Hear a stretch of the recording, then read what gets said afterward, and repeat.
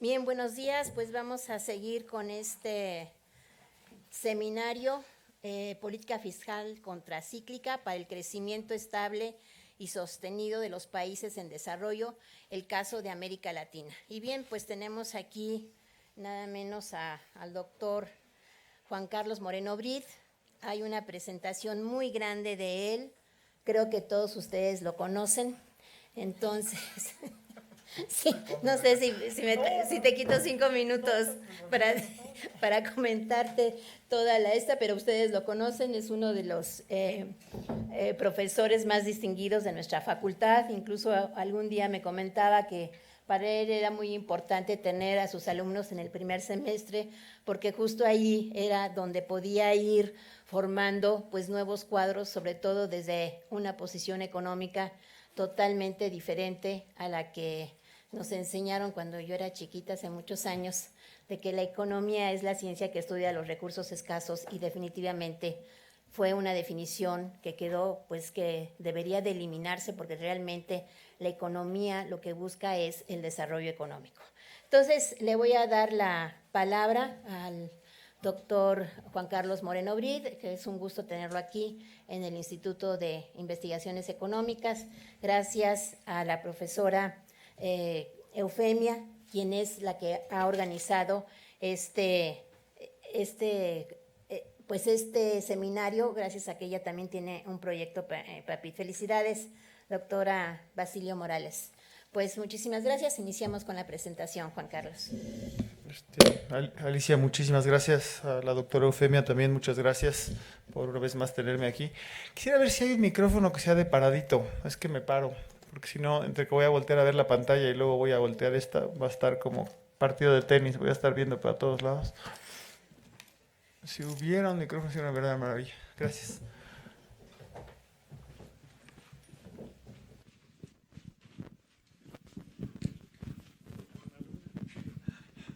Muchas gracias. Y si pudiéramos apagar las luces, porque no sé por qué tiene muy poco contraste. Bueno, es un gusto estar acá. Alicia se le olvidó decir que trabajamos juntos en Problemas del Desarrollo un buen tiempo. Una bellísima revista que Alicia elevó todavía más, entonces es un gusto. Bueno, después de lo bueno de estos lugares es que está uno con Óscar Ugarteche. Lo malo es que él habla antes que uno, entonces muchas de las cosas que uno dice, pues él ya las dijo y las dijo mejor. Pero bueno, dicho eso, ni modo, así son. Mire, bueno, ¿qué es lo que ha pasado, no? Es chistoso porque uno de los candidatos a la presidencia que no ganó, tenía entre sus credenciales el ser secretario de Hacienda, ser un gran secretario de Hacienda. Entonces dice uno, bueno, pues sí, te decían, mejor un tipo que sí sabe cómo hacerlo y no alguien que, bueno, fue jefe de gobierno en esta ciudad, ya no se diga el otro candidato. Y dice uno, bueno, ¿qué pasó en esa época, no? Estaba uno pensando, había otra gente que decía que lo que no pasa por Hacienda no pasa por ningún lado, que para que algo tenga sentido tiene que estar en Hacienda. O hay una anécdota muy famosa de un señor que se llamaba Gary Zurieta que decía, vivir fuera del presupuesto es vivir en el error. Él lo definía un poco más en términos de estar en la nómina o estar fuera de la nómina, aunque lo puede uno plantear también como política pública, de si tienes un déficit está mal. ¿Qué ocurrió? Bueno, pues de entrada lo que ocurrió es que esto, miren, aquí era la parte en que se logró, si quieren como antecedente, perdón, desde que México dio el giro a mediados de los 80 hacia una política, como dijeron ellos, sensata, y en cambio, lejos de la política de industrialización liderada por el Estado, etcétera, lo que hizo fue el gobierno mexicano es poner en el centro de su agenda la idea de que la estabilización nominal, es decir, el déficit fiscal bajo y la inflación baja, eran las plataformas del desarrollo. Sumado a eso, dos condiciones, que era la apertura de la economía al comercio internacional y el retiro del Estado prácticamente de todo lo que tuviera que ver con asignación de recursos, salvo lo que sea proteger los derechos de propiedad, etcétera. Entonces el déficit fiscal bajó mucho, la inflación también, y logramos por un buen tiempo, digamos del 2001 al 2008, tener hasta prácticamente superávit fiscales, o sea, se quitaron los déficits que había del 14%, etcétera.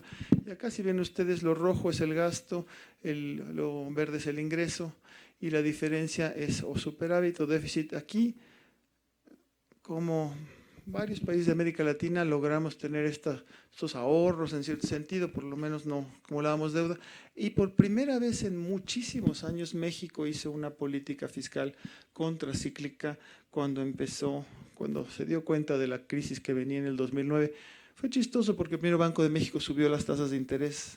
Banco de México no se enteró que ya venía esto, había subido las tasas de interés cuando todo el mundo la estaba bajando, pero Hacienda rápidamente tomó la idea de que había que hacer algo al respecto para tratar de bajar el golpe que venía. Ya se acuerdan todas las anécdotas, que si no nos iba a pasar nada, etcétera, y luego nos pasó lo que nos pasó. Y acá lo que ocurrió después es, como bien dice ahí, se elevó el gasto, pero luego se siguió con un gasto muy por encima de lo que sería el ingreso presupuestario.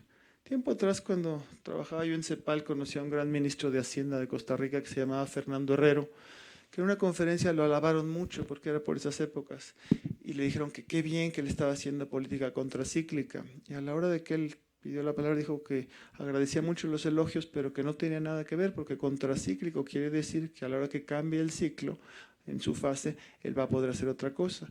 Y les dijo al auditorio, si se fijan bien, todas las medidas que pusimos ahí ahora no se van a poder revertir. Esto no es una política contracíclica, es una política expansiva y expansiva. Y a ver cómo le vamos a hacer después cuando esto cambie. Una cosa es ser expansivo y otra es contracíclico. En México le pasó un poco eso, porque sí fue, digamos, contracíclico en ese sentido, pero luego se quedó y entramos a una época otra vez en un déficit público bastante elevado relativo a lo que veníamos viviendo antes. Con el último año, estas cifras pueden ser discutibles o no, pero digamos, los déficits que deberían de ser temporales se convirtieron en prácticas recurrentes. Y eso que tenemos una ley de responsabilidad hacendaria que se supone que un déficit tiene que ser temporal, y tienes que mandar un programa para corregirlo, y esto siguió y siguió. No digo que el déficit sea malo, lo que digo es que esto es lo que ocurrió. Seguimos. Ahora luego se dice, ¿qué le pasó a Peña Nieto? ¿Qué le pasó a su ministro de Hacienda? ¿O qué le pasó a la economía? Porque es cierto que el contexto se puso adverso. Si quieren, parte Trump, parte empezó a subir la deuda, la tasa de interés, los mercados externos se cayeron. Pero dijeron, bueno, ¿tuvieron recursos o no tuvieron recursos? Cuando uno ve, de entrada, pues pudieron endeudarse por varios puntos del PIB. O sea, hubo un endeudamiento muy importante del gobierno mexicano, cerca de 11 puntos del PIB, según cuando lo midamos. Entonces, ahí ya hay recursos adicionales. Sumémosle a una reforma fiscal que la verdad es que fue muy exitosa en términos de subir los ingresos no petroleros. Entonces, tenemos recursos fiscales adicionales, tenemos recursos de deuda adicional, y otra cosa que hicieron que fue muy ingenioso es el remanente de operación del Banco de México. Para los que no saben qué es una cosa como, bueno, mi amigo Luis Fonserrada lo define como el jarrón chino. Dice, resultan las reservas, como ustedes saben, se miden en dólares o en una moneda extranjera. A la hora que uno devalúa, pues siguen siendo dólares, pero medido en pesos es mucho más. Supónganse que el tipo de cambio fuera de 10 pesos, tenemos 100 millones de dólares, pues tenemos 1,000 millones de pesos de reserva. Si el tipo de cambio baja a 20, pues ya no tenemos el doble. Entonces dicen, wow, hay una ganancia ahí del Banco de México. Es una ganancia contable meramente, pero decidieron desde Hacienda que esa ganancia contable había que pasársela a Hacienda para que Hacienda la usara para pagar deuda. Entonces, recursos adicionales. Como dice un amigo, ¿y qué pasa a la hora que en vez de devaluar aprecias, entonces que Hacienda le va a regresar el dinero al Banco de México? No queda claro. Pero bueno, entonces si le sumamos todo eso, pero claro, se nos cayeron también los ingresos petroleros y hubo una parte esto de la reforma energética y parte de la fiscal, el gobierno absorbió los pasivos de pensión de Pemex y de CFE por casi 2 puntos del PIB. Cuando uno suma toda esta historia de lo que se perdió y lo que se ganó, el gobierno de Peña Nieto tuvo cerca de 8 puntos del PIB adicionales para hacer política fiscal.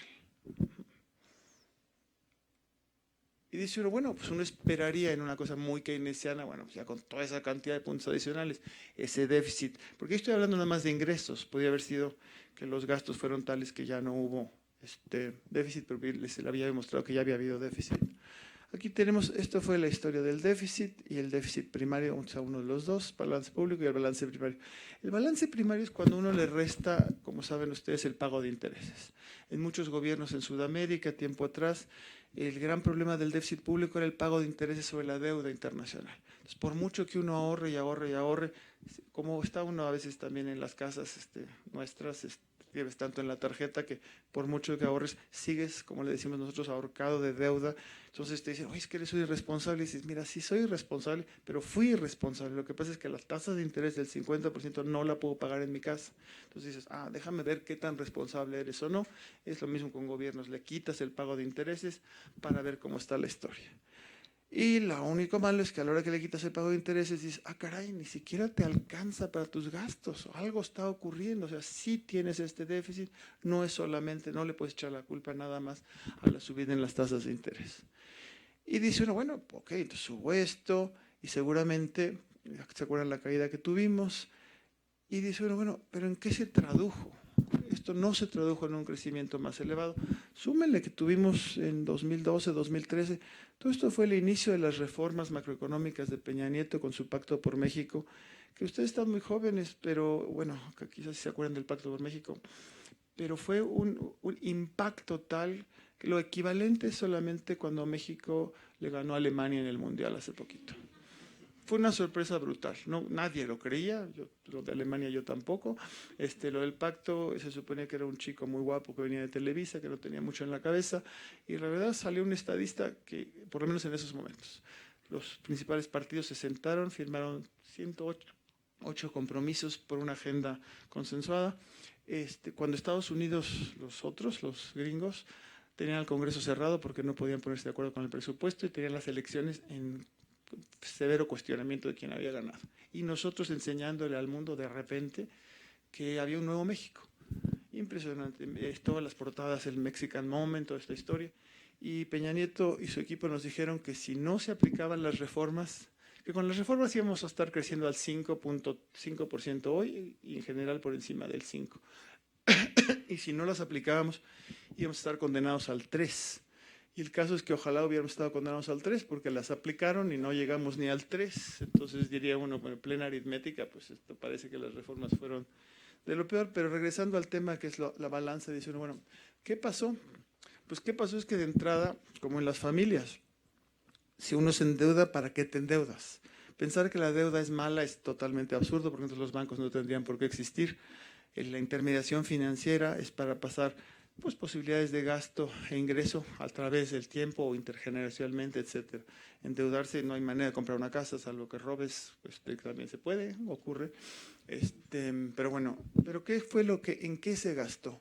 Ya vimos que se gastó, o sea, gastaron de manera importante y ya había recursos, pues gastaron quién sabe qué, porque en la formación bruta de capital fijo, o sea, la inversión pública, vean aquí, bueno, están un montón de países seleccionados allá, inversión del gobierno como el porcentaje del PIB.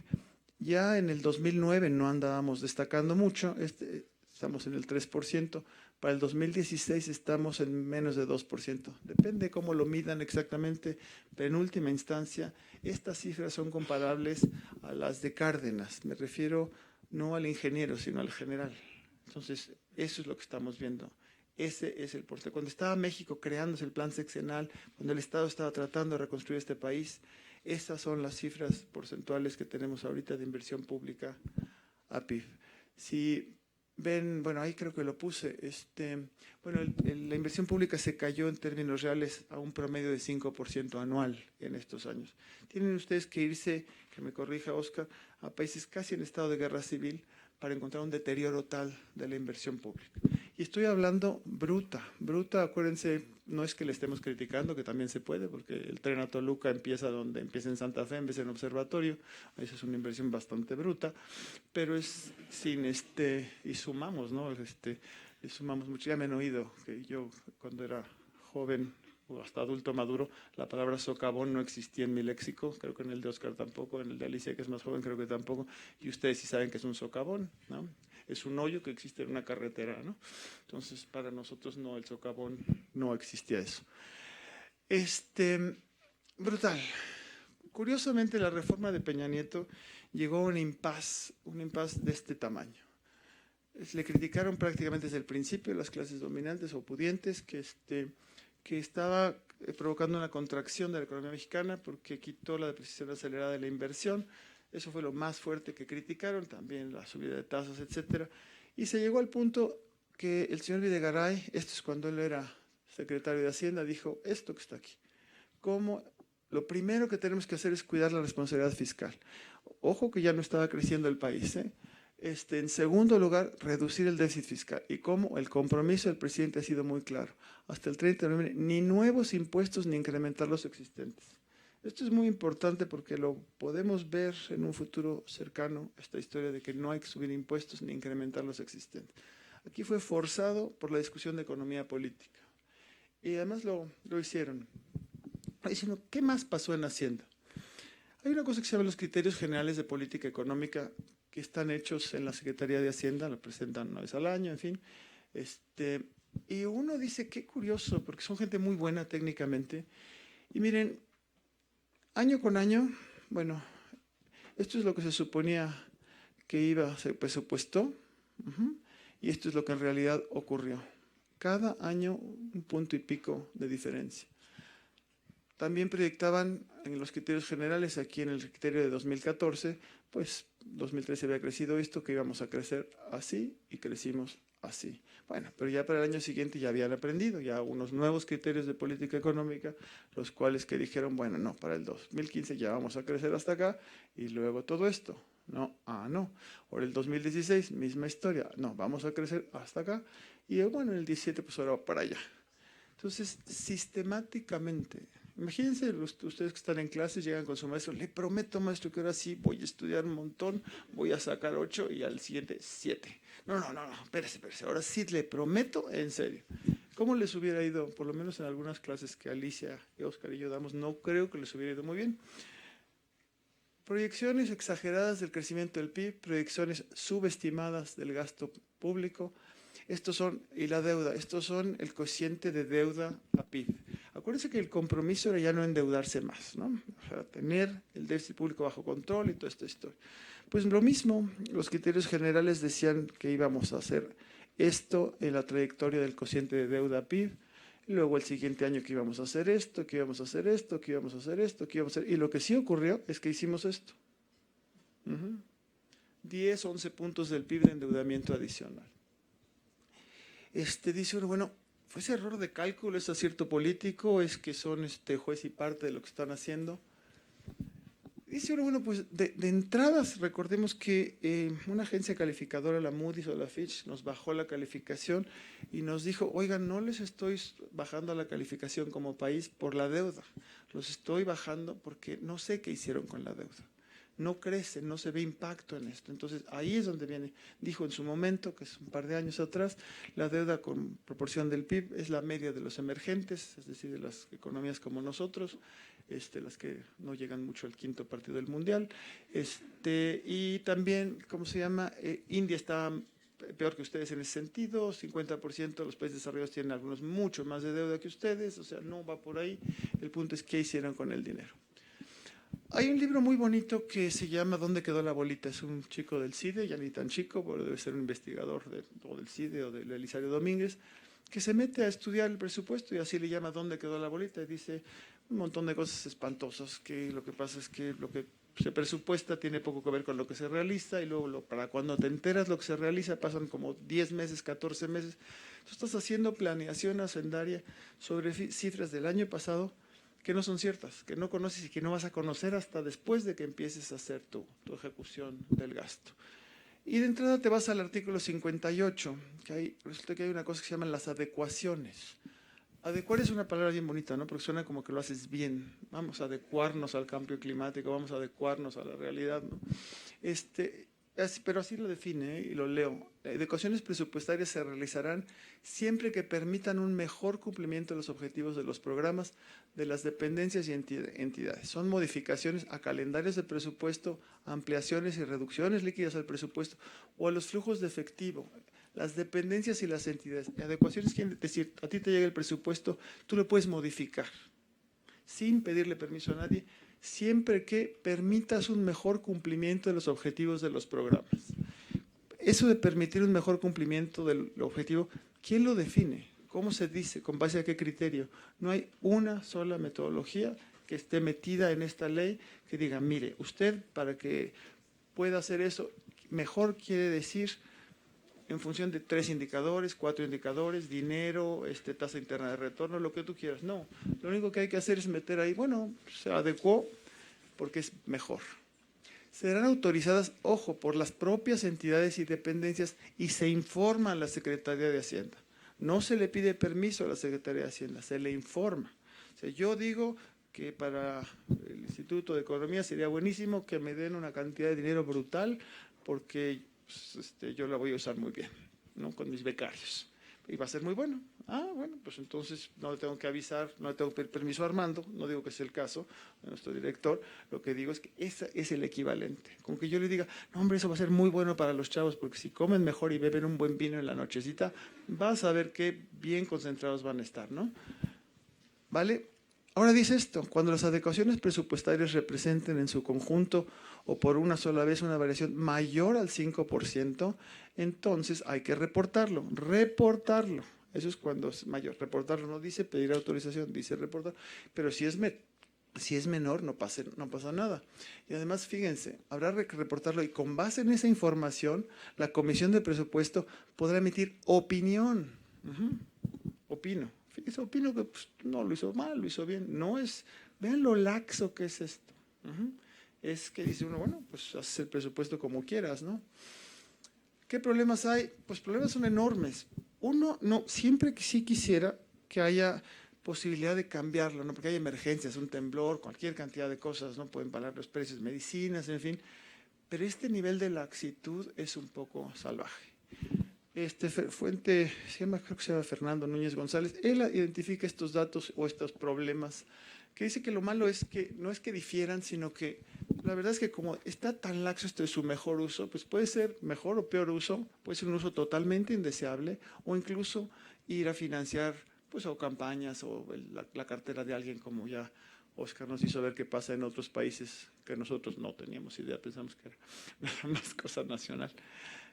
Control legislativo presidencial se diluyen porque entonces el legislativo pues, son decisiones unilaterales del Ejecutivo entiéndase dependencias, secretarías y demás, montos desconocidos, destinos cuestionables y el argumento, no hay argumento de fondo, es decir, es que es mejor. No es mejor, ni siquiera te tienes que ir a los programas nacional de desarrollo ni al programa de la Secretaría. Dato del presupuesto entonces es verdaderamente ejercicio, se sabe con 14 meses de atraso. Cuando estamos ahorita discutiendo, si quieren, el presupuesto del Obrador para el año que entra, los datos de qué es lo que se ejerció en el 2017 todavía no lo saben y no los vamos a saber hasta un buen rato después. ¿Cómo le haces para hacer política anticíclica si no sabes bien a bien qué pasó? ¿Cuánto gastamos en serio? Ah, no, es que hay que cerrarlo. No, fíjate que ya lo habíamos cerrado. Ah, caray, pues no me dijiste. No sabía. ¿Vale? Transparencia y rendición de cuentas, pues raya casi en ociosa porque la información no es oportuna sin explicaciones, no hay una vara con que medir. Ya no se diga gente como nosotros que nos dedicamos, no estamos en la discusión en corto como le dicen luego los políticos, sino estamos con las cifras que nos muestran, con eso tratamos de decir que se está haciendo una buena o mala política. Eso sigue válido hoy en día cuando llegue López Obrador, esto, o si no se cambia, eso es exactamente lo mismo, o López Obrador o quien hubiera querido, pero estoy hablando de los retos que existen. Otra bronca, uno dice que nosotros nos quejamos muchísimo de que se invierte muy poco. Bueno, se invierte muy poco, es cierto, pero les narré la cosa del tren ¿no? De Toluca, y podríamos narrar varias cosas más. Uno diría que lo ideal, son dos señores, él es Javier Gala y ella es su hija, son expertos en el Sistema Nacional de Inversión Pública.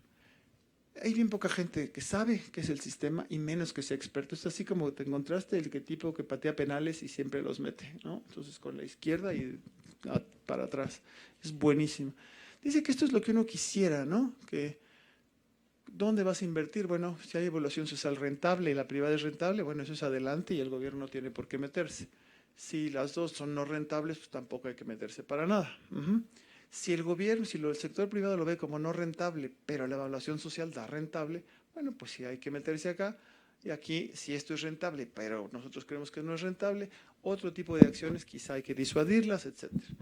Pero esta matriz no parece permear el pensamiento o la manera de proceder del SNP. Por un lado hay una parte ideológica que viene de tiempo atrás, de este giro que les mencioné en la agenda de desarrollo, que todo lo que hace el gobierno es malo y mejor que no haga, entonces mientras menos inversión pública, porque es corrupto. Entonces para arrancar un proyecto de inversión pública puedes tardar muchísimo si es que no está palomeado por allá, y luego hay mucho miedo a que te entamben, porque hay una cantidad de cláusulas en las cuales, aunque tú seas súper honesto, no necesariamente tienes que saberte todo esto. Lo primero que tienes que hacer es dar un puesto, es conseguirte un buen abogado que sepa de lo que te van a pasar a firmar. No serías el primero que firma algo y por eso va a dar a la cárcel, aunque ni siquiera el dinero le fue a dar a sus manos. Es un sistema que muy, muy difícil. Y se privilegia mucho la construcción de obras nuevas. No sé si vieron hace poco, fue el presidente electo con Javier, creo, a mostrar un hospital que estaba inaugurado y lo único que había eran las naves. Entonces no hay equipo. Entonces es mucho más fácil, dado el sistema, que te autoricen nueva obra a que te autoricen el mantenimiento de vieja obra, o ya no se diga a contratar al personal. Es muy fácil, relativo, que digan, vamos a abrir un nuevo hospital. Pero contratar plazas, no, lo de las plazas ya se complica. Entonces el hospital sin las plazas, universidades sin profesores. Entonces ahí hay un problema de que el capital se entiende meramente como capital nuevo y se privilegia construcción. Muchas veces se podría optimizar los hospitales, las carreteras, libramientos, cosas que ya se tienen. Los estudios de factibilidad, pues como que depende. Uno tiende en economía a mis alumnos, a los alumnos, a enseñarles a que sean economistas y les preguntan algo y depende, ¿no? Pero cuando está uno en partes de la administración pública es como esa historia de que si los cocodrilos vuelan, que ya se la han de saber, que llega alguien a una dependencia, le dicen, ya viste que los cocodrilos vuelan, pero qué tamaño de estupidez, ¿quién la dijo? El nuevo jefe. Bueno, mira, no vuelan, vuelan, no, planean. Eso sí, se puede confundir como volar, pero ¿de qué planean? Planean, claro. Entonces depende quién lo dice, entonces depende de quién aprobó el presupuesto, depende de todas esas historias, que es un sistema legal que pues no es la idea, ¿no? Muchas veces se aprueban con un mero perfil. Hay escandalazos, la factibilidad técnica, luego no llegan al diseño mismo. Entonces, una cosa bastante que hay mucho que mejorar en eso. El presidente electo dijo que va a incrementar la inversión ahora en un punto del PIB, cosa que es maravilloso. Maravilloso, para empezar ya no se va a caer, ahora va a subir, o sea, es estupendo. Con este sistema tiene que hacerlo, son cosas legales, hay que sacar el proyecto de inversión, la prefactibilidad, toda esta historia. Entonces tienen que estar trabajando muy a fondo desde ya y en reformas luego a la ley. Lo de opaco, limitado, privilegiado, conflictos de interés, las metas de desempeño, todo esto. Se tiende a ver proyectos financieramente rentables y quizá hay otros que serían no rentables en términos de finanzas, sino de capital humano, que sería mucho mejor. Esos son algunos de los retos. Seguimos. ¿Qué pasa, nada más así rapidito, aunque ya lo había hecho Oscar, qué pasó con el pacto con Peña Nieto? Bueno, el contexto internacional, como les dije, fue desfavorable. Hubo muchos aciertos. Uno tiende a pensar que no, bueno, yo desde aquí afuera piensan al revés, no que hay puros aciertos. Pero se mantuvo la estabilidad nominal, es cierto, el déficit estuvo, o sea, la inflación, salvo con el gasolinazo, en general no se disparó, el peso sigue como en 19, 18, 20, por ahí andaba. La recaudación, como decía Oscar, subió, se compensó la caída en los petroleros, se aprovechó esta historia de la operación del Banco de México, se elevó la carga fiscal. De hecho, sí hubo una parte de redistribución, sí hubo una parte de cierta progresividad, pero sigue siendo bastante baja. Estos fueron grandes pendientes, la corrupción, la impunidad y la inseguridad. Esto, sinceramente, como se les dijo hace tiempo, no entienden que no entienden, cuando esa historia que el mexicano tiene una cultura corrupta. Yo siempre digo que el problema no es la corrupción, sino la impunidad, porque corruptos podemos ser en última instancia todos. El general, aquel que decía que nadie aguanta un cañonazo de 10,000, probablemente nadie lo aguanta, pero el punto es qué pasa cuando te descubren, que no aguantas el cañonazo de 10,000. En Estados Unidos, si tiras el papel a la basura desde el coche, a la primera que se dan cuenta, a ver cómo te va, $200 de multa y no lo vuelves a hacer. Tu cultura cambió rápidamente, ¿no? Entonces, eso estuvo muy grave y, bueno, se fue crispando el ambiente.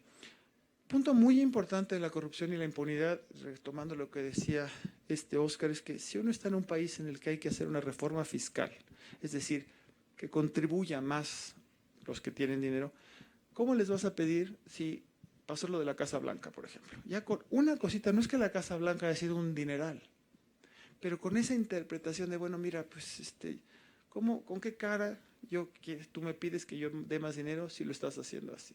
O O sea, corrupción e ineficiencias. ¿Con qué cara si ahora resulta que las carreteras se deslavan? Entonces se vuelve un círculo muy pesado en el que yo no coopero porque tus servicios públicos son de porquería y porque eres corrupto, y yo mis servicios públicos son de porquería porque tú no cooperas. Entonces se entra en un sistema tal que es muy difícil salir. Entonces en ese sentido yo creo que el nuevo gobierno es un gran acierto de decir, mire, ahorita no vamos a subir impuestos, ahorita, no se va a endeudar más, porque lo que quiero es mostrarle a la ciudadanía que se puede hacer más con lo que tenemos. Le quiero mostrar que hay una cantidad de ineficiencias y una cantidad de corrupción, que se podría hacer las cosas distintas. Entonces está tratando de ganar la batalla moral para después, quiero creer, si se necesita más dinero, pues pasar a hacer las cosas diferentes. Omisiones, lo del contracíclico, les decía yo, toda esta historia. Bueno, la capacidad de acciones contracíclicas hoy es muy baja con estos déficits que tenemos. El problema de pensiones es alto, la inversión pública, esto es gravísimo. O sea, tienes a la gente que está haciendo las predicciones principales y sistemáticamente las hace erradas. Y las hace erradas de una manera muy chistosa, como cuando va uno a Walmart, que te dicen, ¿quiere usted redondear? Y yo digo, sí, para abajo. No, pues ¿por qué no? A veces se puede para abajo y a veces se puede para arriba, ¿no? Ah, no, para abajo no se puede. No, entonces eso no se llama redondear, eso se llama otra cosa. Y aquí estos señores siempre se equivocaron para arriba. Entonces dice uno, qué raro, se equivoca uno. Cuando pega la pelota en la red de tenis, a veces cae de un lado, a veces cae del otro. Cuando cae siempre de un lado, dice, está medio raro, ¿no? Cuando es penal, siempre al revés. Gran problema de toda esta reforma, si quieren, de todo el paquete, era que el diagnóstico central de qué le pasa a la economía, eso es lo que estaba pésimo. Ellos siempre dijeron que lo macro estaba muy bien y que lo micro estaba mal. En realidad lo macro es lo que está bastante mal y luego también lo micro. López Obrador se va a encontrar con esta economía, una economía que está perdiendo, que está desacelerándose. El indicador de actividad, fíjense, esta es la actividad industrial, lo que se supone que nos hará libres. Somos una economía que lo que está, apuntalándola son los servicios. Este es muy importante, ¿eh? Ok, fíjense, está perdiendo. Si ven los indicadores de expectativas del Banco de México son muy bonitos, pero son de confianza. El clima de negocios mejoró quién sabe cuántos puntos, nada más del 1 al 3 de julio. Amigos míos de una escuela X relativamente privilegiada, sin el relativo muy privilegiada, dicen, por favor no le digas a nadie, pero yo voté por AMLO, no le digas a ninguno de mis compañeros. Todos decían lo mismo, pues ¿por qué no mejor hacen un encuentro de votantes anónimos y se confiesan? Porque todos votaron por AMLO, pero no quieren que nadie sepa que habían votado por AMLO. Pues ¿cómo creen que ganó? Ganó por eso, ¿no? Pero bueno, la actividad industrial, manufacturas más o menos, miren la minería al piso, construcción apagado. Esto es lo que va a encontrar Andrés Manuel. Súmenle o sumémosle porque estamos en el mismo barco todos, y yo voté por Morena todo, que lo aclaro de una vez. Sí, pues sí, es que los primeros años de gobierno son siempre años difíciles, son años en que la gente no sabe ni dónde queda la llave de la fotocopiadora. Y entonces ahora muchos se van a llevar la fotocopiadora a su casa. Entonces no va a ser solo encontrar la llave, sin luego ver que no hay ni fotocopiadora ni papel, ¿no? Los proyectos van a empezar a arrancar. A veces el sector privado tiende a ser como secuestrador, por decirlo así, de la inversión. Decir, bueno, vamos a ver. Yo me espero y a ver qué pasa. Cosas curiosas, Carlos Slim se convirtió hace poco a la sustitución de importaciones. Dijo que si el aeropuerto se hace con materiales mexicanos, nos vamos a ahorrar cerca de $1,000 millones. Dice, mira, así se llama, sustitución de importaciones. Pero, entonces vete a saber qué va a pasar, pero todo eso está en el aire, ¿no? Sumado a Trump, que cualquier día lanza cualquier tuit, y bueno, así como Turquía, puede pasar lo que sea.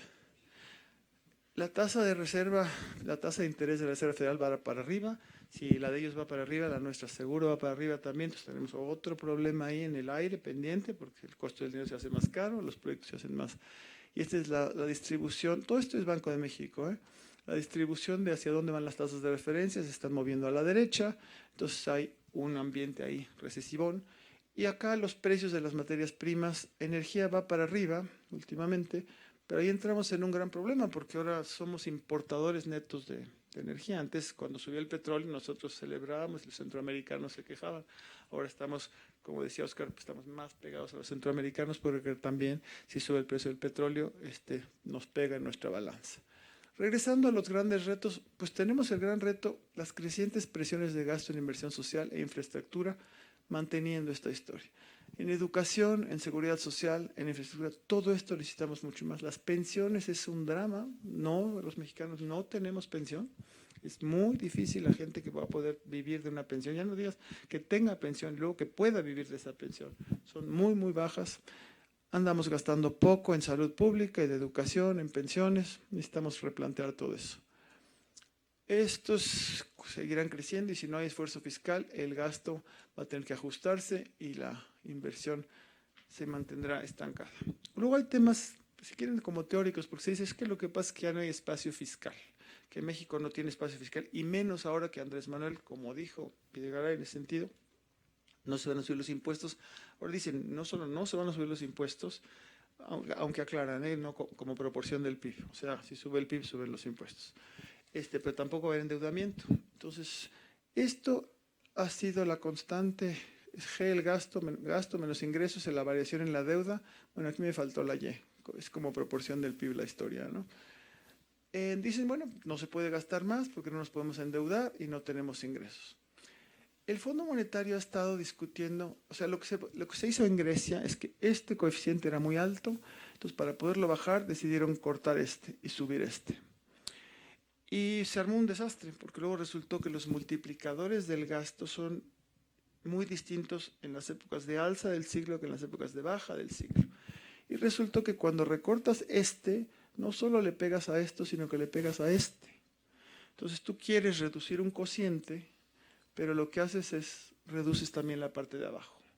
Como dicen, el chiste de que crezca el PIB per cápita, pues es que suba el PIB y suban las cápitas, no que te eches a la mitad de la población y dices, bueno, pues expulsamos a todos los centroamericanos y los que quieres, ya subió el PIB per cápita. Esa no es la idea, ¿no? Aquí resulta, y ya el fondo lo admitió, y colegas del Financial Times, hay un señor que se llama Martin Sandbu, dice, la mera noción de espacio fiscal pierde de sentido cuando tú puedes hacer una política expansionista que corta esto. Porque el espacio fiscal es más o menos, no, yo no puedo, como esto lo tengo que bajar, todo ello, yo no puedo gastar más. Pues resulta que si reconoces que la inversión pública puede pegarle al PIB, entonces tu noción de espacio fiscal se va creando en el camino. Claro, si gastas en estupideces, pues sale peor toda la historia, ¿no? O si subes los impuestos al bruto también. Pero hay maneras en las cuales esto sí se puede hacer. Lo que lleva al tema también, entonces dice uno, bueno, si ya estoy reconociendo que dependiendo cómo gaste yo, va a crecer el ingreso y eso es mucho. Sí, gracias. Me puso 10 de calificación, Alicia. Ya la quería yo. Ahora creo que me lo voy a ir bajando, me va a poner 5 al rato y cosas así. Ya que reconocemos eso, entonces el tema central son los multiplicadores. Dice Andrés Manuel, y ese es un reto, vamos a cambiar la composición del gasto. Ya no se va a gastar en ciertas cosas, se va a gastar en otras. Los programas duplicados se van a quitar, se van a gastar en otras cosas. Dice uno, bueno, esa es la idea, tener muy claro que tenemos que gastar mejor y con impacto. Y el tema son los multiplicadores del gasto público. En México, tiempo atrás, y no hace mucho, nos están dando en estudios econométricos que el multiplicador del gasto público, el de la inversión, queda insignificante, o sea, no es significativo. Dice uno, híjole, ¿qué está pasando? Estamos gastando muy mal, o se está tardando mucho en el efecto, etcétera. Pero eso va a haber que estudiarlo muy a fondo, de, bueno, ¿dónde está? ¿Cómo le hacemos para que ese multiplicador sea importante? Pero ojo, porque estamos nosotros, si tomamos en cuenta el presupuesto de Andrés Manuel, pasar de gasto corriente a gasto de inversión, porque se va a quitar de parte de gasto corriente. El 100% es el mismo, pero en términos porcentuales se va a gastar menos en corriente porque se quiere subir el gasto en inversión. Pues ¿cuál es el multiplicador más rápido? ¿El del gasto corriente o el del gasto de inversión? ¿Cuál es el más potente? Son preguntas al aire, ¿no? Y luego hay temas de tiempo y espacio. Supónganse que recortamos el gasto público en la Ciudad de México y lo subimos aquí en gasto corriente y lo subimos en la inversión en el Istmo de Tehuantepec. Pues ya de entrada, ¿qué vamos a hacer con la población de la Ciudad de México a la cual el multiplicador le va a pegar de manera negativa? Y tenemos que asegurarnos que a la de Tehuantepec tenga los insumos suficientes para que eso no se ponga en términos inflacionarios, en fin. Entonces hay diferencias en los multiplicadores en el tiempo, en el espacio, la Liga de Inversión Pública y la privada, asegurarnos que de veras haya una asociación sinergia entre la pública y la privada. Eso ya se vio que cuando bajas la pública, la privada se hace bastante mal. Es muy difícil ser competitivo si los puertos son malos, si las carreteras son malas, si suma y sigue, ¿no? Entonces, ¿cómo le vamos a hacer para ver eso? Y con la gran agravante o la gran ventaja es que ahora sí quiere uno creer que las APPs, que suenan muy bonitas, la asociación público-privada, cuando la oyes en términos de lo que me mencionaba hace poquito Oscar sobre la conferencia de los narcotraficantes y los jueces, pues esa es una APP, es una asociación público-privada, pero no es la que queremos otro tipo de APPs. Entonces, eso va a ser interesante. Tenemos el proyecto prioritario. Andrés Manuel ya dijo, o el gobierno dijo que para lo que alcance, o sea, si no alcanza el dinero, se recortará. Entonces, se recortarán los presupuestos, no es que se va a buscar, por lo pronto, el mensaje es no más impuestos, o sea, responsabilidad fiscal, que se entiende. El discurso que dio en el hotel, ¿cómo se llama? En fin, el que está ahí enfrente de la Alameda, era increíble. O sea, voy a respetar la libertad de creencias, voy a respetar la libertad de preferencia sexual, voy a respetar la libertad de empresa privada. Dice uno, ¿a dónde hemos llegado para que el candidato que ganó tengan que decir todo eso que para uno es obvio, pero mucha gente dice, oye, qué bueno que dijo que sí iba a respetar la libertad de la empresa? Dije, hombre, pues sí, me imagino que qué bueno que lo dijo, la verdad. Y lo de género también me encantó, en fin, toda esta historia. Ahora, lo que urge es, independientemente de lo que diga el nuevo gobierno sobre los impuestos, al final se necesita un pacto hacendario, un pacto fiscal, porque bueno, ahorita el pacto implícito es, el gobierno no sube impuestos y no se endeuda, porque va a gastar mejor y la ciudadanía va a invertir y no va a estar especulando, etcétera, porque cree en el gobierno, porque va a gastar mejor. Ahora, en realidad, son 6 años. No hay manera, con las cifras que nos dio Oscar hace rato, con México tan rezagado en términos de cargas tributarias, contribuciones, etcétera, que pueda hacer algo en 6 años para cambiar México hacia una trayectoria de crecimiento sustentable, duradero, robusto, incluyente y con desigualdad, si no se cambia este pacto. Y necesitaremos un consejo fiscal que impida que cada año la proyección de la Secretaría de Hacienda sea errada del mismo lado. Necesitamos un consejo fiscal en la línea de Estados Unidos. Tiene uno que se llama el CBO, Congressional Budget Office, la Oficina de Presupuesto del Congreso, y eso consideramos, bueno, con otros amigos con los que hice la parte de la presentación, que sería algo muy importante para México tener eso. Pero ojo, nosotros decimos que esto debe ser como ser la Virgen de Guadalupe, ¿verdad? Debes pasar a todo mundo, ¿no? Más que la Virgen de Guadalupe sí hace milagros y yo no.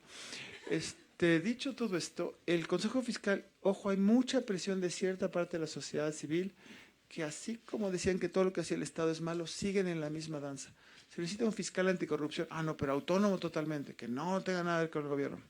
Se necesita un consejo fiscal autónomo totalmente, que no dependa del Congreso. Dicen, oye, ¿para qué son los gobiernos? Los elegimos para que hagan cosas. Entonces, el Consejo Fiscal que nosotros proponemos es un órgano técnico autónomo en el sentido de que tenga recursos suficientes para contratar a su personal, hacer su programa de trabajo, pero no tiene capacidad vinculatoria que si la Secretaría de Hacienda quiere hacer una reforma fiscal, el Consejo lo que puede decir, mire, esa reforma va a impactar en A, B, C y D, y habría que justificar eso. Pero no, no es que el Consejo dice que no y entonces no. El Consejo Fiscal no es el ministro de Hacienda. El Consejo Fiscal es alguien que hace eso técnicamente. Todas estas leyes, bueno, habrá que cambiarlas, me sigo por ahí. Esto es lo que quisiera yo resaltar. Autónomo, dependiente del Poder Legislativo, fortalecerá la capacidad de análisis y supervisión de la política fiscal, contribuirá a la habilidad de las finanzas públicas, conocer mejor los retos de la Hacienda y sus soluciones. Su éxito requiere ese fuerte compromiso político. Hay muchas maneras de hacer el Consejo Fiscal. Hay una colega que sí, María Morales, anda por aquí, que está haciendo su tesis sobre eso. En fin, lo podremos discutir después. Pero a lo que voy es que el Consejo Fiscal haría más fuerte a la Secretaría de Hacienda incluso. Sería mucho más creíble todo, porque además la liga entre el legislativo y el ejecutivo en Hacienda son gente que se ha pasado estudiando a lo bestia las cifras, o sea, gente con doctorados en finanzas públicas y gente, no digo solo el secretario, sino de ahí para abajo. Muchos de los legisladores llegan con otra expertise, que no necesariamente es de finanzas públicas. Tenía una amiga en Banco de México, que era la jefa de finanzas públicas de Banco de México, que en paz descanse, por cierto, me decía, mira, llegan los legisladores y llegan algunos colegas estudios académicos que me piden la cifra de déficit. Hay 23 cifras distintas, todas legales que yo les puedo dar. No tienen ni idea de qué me están pidiendo. Entonces eso pasa mucho con los legisladores. Ahora vamos a tener una cantidad de legisladores nuevos brutales, muchos con muchas ganas de hacer las cosas bien, me imagino, pero esa liga entre que presentas criterios generales, la ley federal de presupuesto, y dices, ¿y esto cómo se come el déficit fiscal, el balance estructural, y luego suma el enfoque de género y todo el montón de otras cosas que puedes tener ahí? Pues ni idea. Entonces, esos consejos ayudan muchísimo. Le pasaría yo a, lo último es esto, el reto hacendario, y con eso cierro. El reto hacendario, de hecho, no es solo hacendario, es el reto de toda la nueva política, del nuevo gobierno. Como lo han puesto, no fallar. O sea, sí llegar al quinto partido en ese sentido, no que te toca el penal y chin, otra vez. El reto es muy duro, porque por un lado, la gente está harta con lo anterior, que eso está muy bueno, pero las expectativas son brutales. La felicidad es la brecha entre expectativas y realidades. La realidad es pavorosa de que hemos estado viviendo, y por eso hay un cambio tan brutal. O sea, ni en Atlacomulco ganaron, para que quede claro. Pero ahorita la gente hace cola fuera de la casa de Andrés Manuel para que le resuelva cualquier cantidad de cosas. Y por más que pudiera, no hay ni tiempo, o sea, no hay manera. Entonces las expectativas están en el cielo. No es llegar al quinto partido, es llegar a la final y ganarla. Lo digo en serio, ese es el tipo de expectativa. O luego gente que te dice, es que es el colmo, llevamos 30 años con los mismos. Estoy de acuerdo, por eso voté al revés, porque no me gusta lo que están haciendo. Oye, pero está llegando gente inexperta. Digo, pues, me acabas de decir que llevamos 30 años con lo mismo, pero ahora te enojas que llegan los inexpertos. No entiendo bien la liga, ya sé que quieren decir que secretarios, bueno, en fin, que hay de todo, ¿no? Me encanta el diagnóstico anticorrupción, lo nuevo. El contexto macro sigue adverso, eso, y la inercia no ayuda. Ahora, las promesas sobre instrumentos y algunos objetivos pueden entrar en colisión, porque querer no subir impuestos todo el tiempo será así. Él no lo ha dicho así todavía, pero puede ser. ¿Qué vamos a hacer? Esto es muy importante. El programa de jóvenes, por ejemplo. El programa de jóvenes es una maravilla, en principio, porque hay un diagnóstico. Léanse una presentación de Gerardo Esquivel, que es muy, muy buena, como casi todo lo que hace Gerardo, la verdad. Todo, porque va a ser su secretario. Nos queremos mucho, además, sobre homicidas y gente encarcelada, o cadáveres. Y los cadáveres en este país tienden a ser de jóvenes que ni siquiera acabaron prepa. Entonces, sin trabajo, obviamente. Entonces, si acabas prepa, tu probabilidad de que te asesinen baja muchísimo. Y tu probabilidad de que te metan a la cárcel con tal de que acabes secundaria baja muchísimo. O sea, hay un mundo de jóvenes ahí que es un verdadero desastre. Andrés Manuel tiene toda la razón y su equipo en tratar de hacerlo con los jóvenes. El programa que está impulsando, bueno, ahorita de aquí a diciembre, ya que aterricen, lo malo de hablar del programa de Andrés Manuel es que, ¿qué hay? O sea, en los hechos hay un programa de campaña, pero siempre en las campañas se prometen cosas distintas, hasta en las de dientes, ¿no? Lo de Coca-Cola, lo que quieras. Son campañas. Entonces, hasta que no veamos criterios generales de política y no veamos el presupuesto, no veamos de qué se trata, pues se pueden decir muchas cosas y obviamente están pues, aprendiendo y empezando y planeando toda la historia, ¿no? En los jóvenes, si son 2.6 millones, ¿por qué son 2.6 y no 3.6? Podrían ser 3.6, ¿no? O 2.6. ¿Va a haber un programa piloto o no va a haber un programa piloto? ¿Qué se va a hacer con los jóvenes para asegurar que en las empresas de veras los capaciten? ¿Quién te asegura que los capacitan de veras? Una vez que salgan, ¿qué es lo que va a pasar con ellos? En otros países las empresas se comprometen a absorber cierta parte, 10%, 5%, no sé cuánto de estos jóvenes. Se les asignan tutores dentro de las empresas. Un tutor, estamos hablando de chicos que están fuera de la actividad social normal, los ninis famosos, que ya no se dice así. Pero imagínate, de veras, llevas 2 años, 3 años fuera, pararte a las 9 de la mañana, pararte a las 8, un día llegas tarde, quiere decir que ya te van a correr. ¿Qué va a pasar? Se les ponen tutores en las empresas, un tutor dentro de la empresa para cada 10, 20 chicos más o menos, que los conozca, que sepa dónde viven, que sepa que si llegó tarde, pues a lo mejor es porque sí hubo violencia familiar en su casa.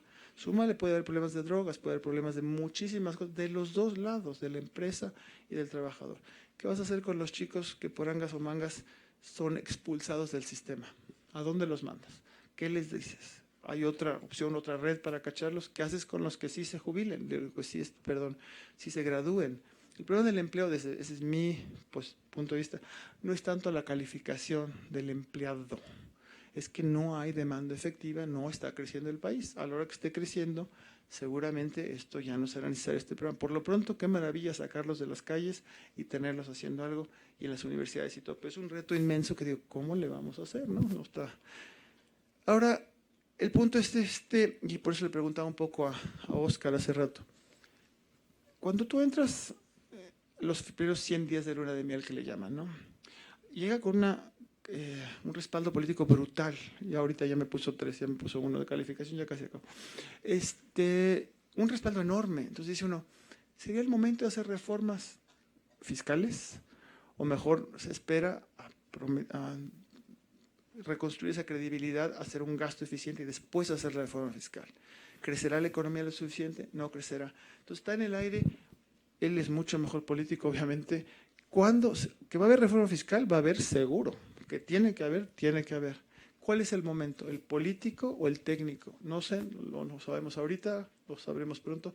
Y estos mis colegas del Centro Belisario Domínguez, del CIEP, a todos los muchachos y no muchachos, métanse al Belisario Domínguez y vean lo que hace Finanzas Públicas. Métanse a CIEP, C de Carlos y de Ignacio, E de Eduardo, P de Pedro, CIEP, y métanse y vean todos los trabajos de finanzas públicas que hacen, y ahí sí van a aprender muchísimo, como en este instituto. Gracias.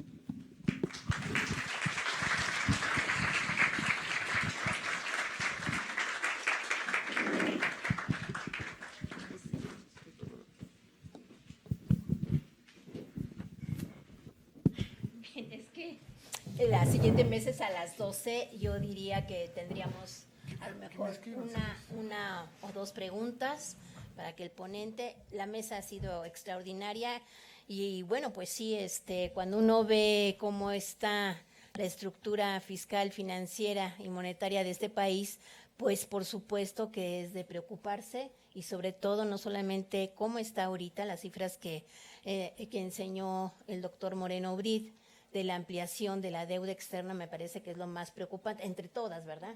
Pero es la más preocupante porque las tasas de interés a nivel internacional están subiendo, y por el otro lado, pues efectivamente estamos en una economía de twitters, donde en cualquier momento, o sea, en una economía tan frágil como esta, pues sí no podemos estar a decisiones de Twitter. Y otra cosa que sí es preocupante es hasta ahorita el precio del petróleo, pues más o menos está estable, pero dependemos muchísimo del precio del petróleo.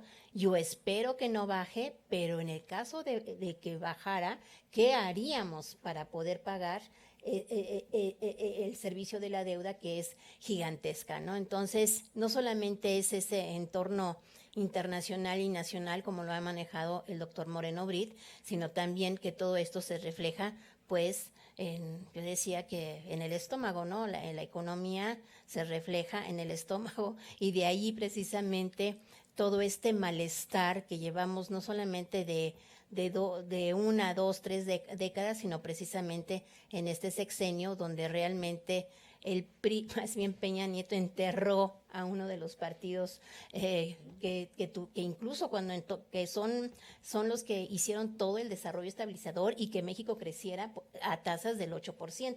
Entonces se entierra ahora, y que bueno, el reflejo de la población en una democracia buena, mala, como quieran decirlo, ahora se reflejó en las votaciones. Entonces yo creo que es un gran reto el que tiene el próximo presidente. Ya no le podemos decir el peje, ahora es Andrés Manuel, ¿verdad? Hasta ya cambia, ya cada quien ya le estamos cambiando. Don Peje, no, eres Andrés Manuel. Muy bien, y entonces no sé si alguien quisiera agregar, estamos ya con el tiempo encima, pero dice el doctor Moreno Brid que también le pueden hacer preguntas por escrito a su correo. Bien. No sé si quisieras hacer un último comentario. Sí, por favor. Doctor,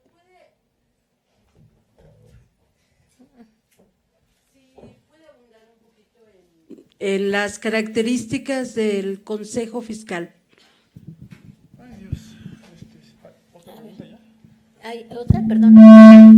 Es que lo acercaba. Sí. ¿Quién quería hacer otra pregunta? Sí, usted, por favor. Muy puntual. ¿Qué debemos de entender por la sugerencia de reforma fiscal? ¿Qué contenidos específicos?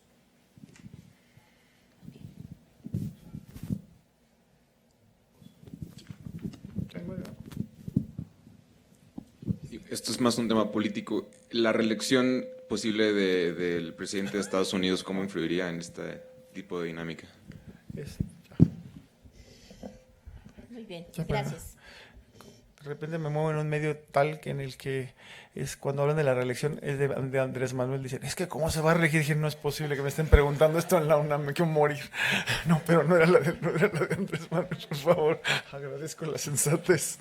No tengo ni idea, no tengo ni idea si va a acabar Trump, todo lo que sea de Trump no tengo ni idea, es como si, de veras, un asteroide, ¿no? El asteroide es más predecible, no sé. Dicho eso, no es tonto, ¿eh? Dicho eso, su agenda mental está haciendo pomada al mundo. Dicho eso, la reforma fiscal es para los ricos, o sea, tonto no es. Eso es muy, muy hábil, punto. No sé qué va a pasar. Bastantes problemas tenemos antes de que se reelija. Déjate para cuando se reelija, ¿no? La reforma fiscal está tan... hay una cantidad de trabajos al respecto que es enorme, ¿no? Que sea, que si el IVA, no el IVA, las herencias, etcétera.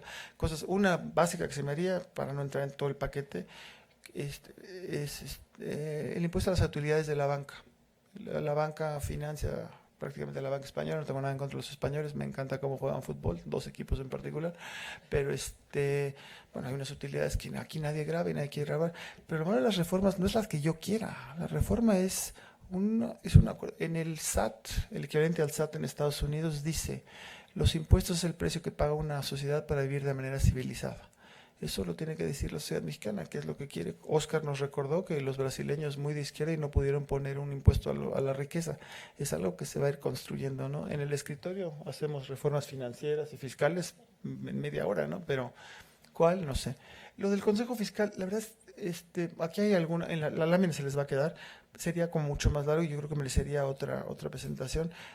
Con mucho gusto lo platicamos. La lámina se queda acá, la tendrán, y la bibliografía de lo que he escrito al respecto con una de las chicas que anda por aquí también, y lo platicamos con mucho gusto. Pero, o también, si no, como diría Alicia, lo que decía el expeje, ya dijo Carlos Ursúa, el secretario de don Andrés Manuel, que se necesita un consejo fiscal, y yo estoy de acuerdo. Pero es un cuerpo técnico, no es un organismo independiente, ¿no? Y ahí están varias de las atribuciones. Se ha escrito muchísimo y se han hecho en muchos países, ahí hay distintas las atribuciones que se puede, de lo que hace, ahí está todo eso. Sí, es que ya con el tiempo para que el siguiente ponente pueda. Perdón, Gracias, doctor Moreno Bride, ha sido ejemplar, muy ilustrativa todas las gráficas que nos enseñó. Y bueno, pues sí, lo bueno es que tenemos a la Virgencita de Guadalupe, ¿no crees? ¿Puedo? Eso a veces iba yo a ponerlo, pero no me atreví, porque dice uno, ¿es una morena o 2 morenas? Por lo pronto hay una, ojalá no tengamos que recurrir a la otra. Bien, pues muchísimas gracias y hacemos un cambio de presidium y siguen unos minutos la siguiente mesa. Muchísimas gracias, doctora García.